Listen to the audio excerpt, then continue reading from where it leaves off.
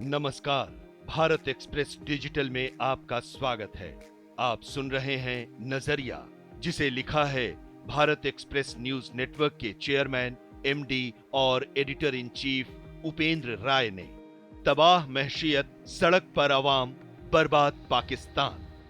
दुनिया में जितने भी तरक्की करने वाले मुल्क हैं, उनकी तरक्की के लिए सिर्फ आर्थिक स्थिति या प्राकृतिक संसाधनों का बेहतर मैनेजमेंट और इस्तेमाल जिम्मेदार नहीं है, बल्कि जिम्मेदार हैं 4 बिंदु। पहला, मुल्क के लीडर का रुतबा। दूसरा, लीडर की दूरदृष्टि।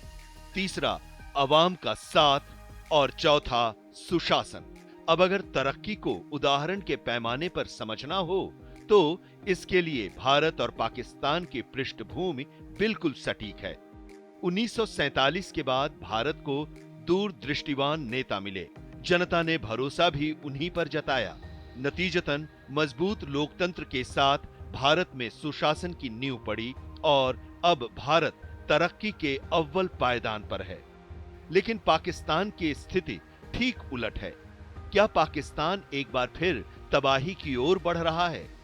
इसे सवाल नहीं, बल्कि चेतावनी की तरह देखने की जरूरत है, क्योंकि एक अशांत पाकिस्तान काफी हद तक हमारी शांति में भी खलल डालता है। ऐसा नहीं है कि पाकिस्तान में जो हो रहा है वो पहले कभी नहीं हुआ। ऐसा भी नहीं है कि जो कुछ हो रहा है और जिस तरह हो रहा है वैसा पहले नहीं हुआ। इस बार जो बात अलग है वो है पाकिस्तान के हालात। पहले से ही दाने दाने को मोहताज पाकिस्तान में ऐसा लग रहा है जैसे हर कोई एक दूसरे के खून का प्यासा है। इमरान खान रोज पाकिस्तानी फौज, आईएसआई और शहबाज सरकार की पोल खोल रहे हैं। बदले में फौज, आईएसआई और सरकार इमरान की बलि चढ़ाने पर आमादा है। पाकिस्तान का सुप्रीम कोर्ट इमरान के मंसूबों को हवा दे रहा है तो देश का मौलाना वर्ग सरकार और फौज की शह पर इमरान के पीछे हाथ धोकर पड़ा है। एक तरफ इमरान के पीछे खड़ी देश की लाचार जनता रोज बदहाली के गर्त में धंसती जा रही है। दूसरी तरफ फौज और सरकार के खिलाफ हिंसक विरोध प्रदर्शन के लिए इमरान, उनकी पार्टी पीटीआई के नेताओं और उनके सैकड़ों समर्थकों पर सेना के कड़े कानून के तहत मामला दर्ज किया गया है। पाकिस्तान की संघीय और प्रांतीय सरकारों ने अपनी सेना को इमरान खान और उनकी पार्टी के कार्यकर्ताओं के पीछे छोड़ दिया है, जिन पर हिंसा भड़काने का आरोप है। शुक्रवार को सेना इमरान के इन समर्थकों की तलाश के बहाने इमरान के घर भी पहुंच गई। हालांकि उसे वहां से खाली हाथ ही लौटना पड़ा। लेकिन अब नेशनल अकाउंटेबिलिटी बोर्ड ने इमरान को भ्रष्टाचार के एक अन्य मामले में 23 जून को तलब कर लिया है। एक तरह से इमरान की चारों तरफ से घेराबंदी की जा रही है। पाकिस्तान में ऐसी भी चर्चा है कि फौज ने इमरान के सामने 2 शर्तें रखी हैं। वो अपने पूर्ववर्ती नवाज शरीफ और परवेज मुशर्रफ की तरह राजनीति छोड़कर लंदन भाग जाएं या पाकिस्तान में ही रहकर आर्मी एक्ट का सामना करें। दोनों ही सूरत में इमरान का करियर खत्म होना तय है। यदि वो पाकिस्तान से बाहर चले जाते हैं और फौज और सरकार उन्हें कायर और भगोड़ा करार दे देती है तो वो घरेलू राजनीति में वैसे ही अप्रासंगिक हो जाएंगे जैसा 2017 में पनामा पेपर्स के भ्रष्टाचार से जुड़े मामले में अयोग्य ठहराए जाने के बाद तत्कालीन प्रधानमंत्री नवाज शरीफ के साथ लंदन निर्वासित होने के बाद हुआ था। दूसरी तरफ अगर इमरान देश में ही रहकर आर्मी एक्ट का सामना करते हैं तो उनका जेल जाना तय है। तब 70 साल की उम्र में उन्हें अपनी बाकी जिंदगी जेल में रहकर बितानी होगी या उन्हें सजाए मौत भी दी जा सकती है, जैसा जुल्फिकार अली भुट्टो के साथ हुआ था।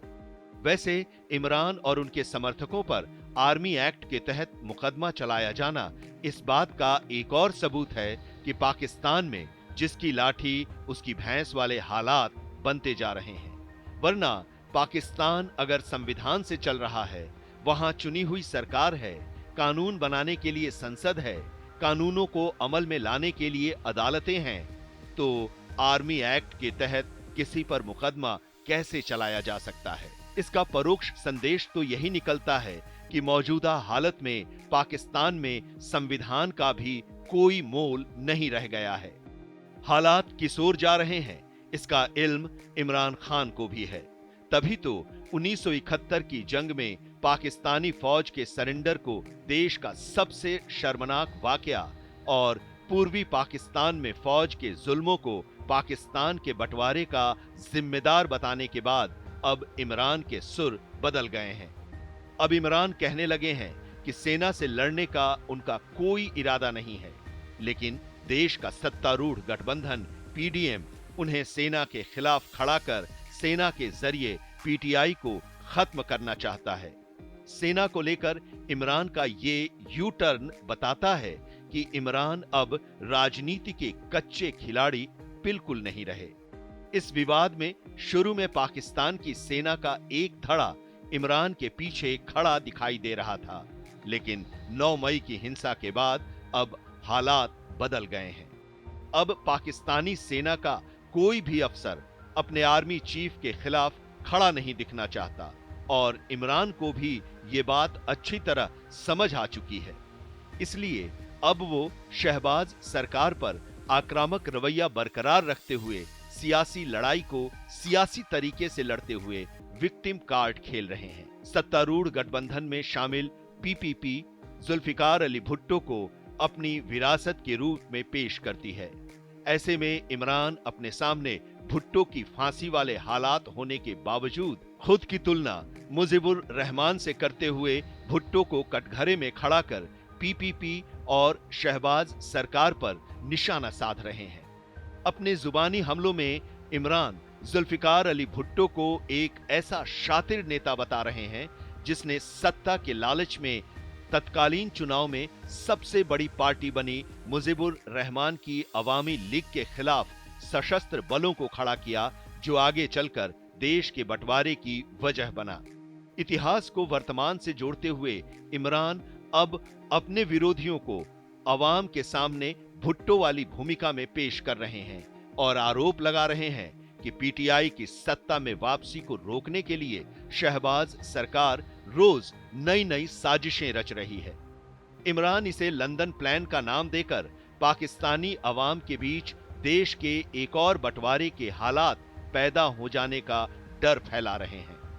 बेशक निकट भविष्य में पाकिस्तान का कोई दूसरा विभाजन नहीं होने जा रहा है, लेकिन उसका तेज पतन निश्चित है, क्योंकि बदली परिस्थितियों में पाकिस्तान के पहले से ही बिगड़े हालात और बदहाल होंगे तो गरीब भूखे मरेंगे, शहर रहने लायक नहीं रह जाएंगे और जो अमीर हैं वो अपना पैसा बटोरकर पश्चिमी देशों में पलायन कर जाएंगे। लेकिन मौजूदा सरकार की दिलचस्पी देश में फैल रहे तनाव को खत्म करने से ज्यादा इमरान और उनकी पार्टी पीटीआई को खत्म करने में है, क्योंकि यह एकदम साफ है कि अगर पाकिस्तान में आज चुनाव होते हैं तो सत्ता में इमरान की वापसी तय है। इसलिए भी इमरान की पार्टी पीटीआई का पूरा जोर पाकिस्तान में जल्द आम चुनाव करवाने का है। पाकिस्तान में चुनाव हो या न हो, इमरान खान वापसी कर पाएं या नहीं, इन बातों से ज्यादा फर्क नहीं पड़ता। पाकिस्तान के लिए फिलहाल जरूरी यह है कि बीते 7.5 दशकों में जो गलत हुआ उसे ठीक किया जाए।